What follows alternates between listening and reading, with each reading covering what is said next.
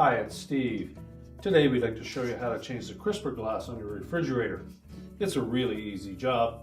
Let me show you how we do it. Now to do this repair, we're simply going to open the refrigerator up. If the old glass is still intact, we'll need to remove all the items that are on top of it. And then just pull open one of the crisper drawers, reach in underneath, push up on the glass, and then carefully lift it out of the cabinet and discard the old one. If your glass was broken, you'll need to vacuum all of the areas inside the crisper as well as the pantry drawer.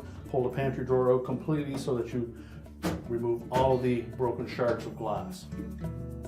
Now to install our new one, we'll make sure that we have the painted side of that glass facing down.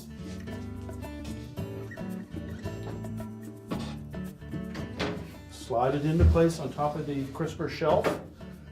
Make sure it sits down into the recessed area. Just remove all of the little paper indicators from the surface of that glass. And to prolong the life of the glass, or to make sure that we don't damage when cleaning it, always allow it to come up to room temperature before you immerse it in any water to wash it. We can now put all the items back on that crisper shelf, close up the refrigerator, and our repair is complete.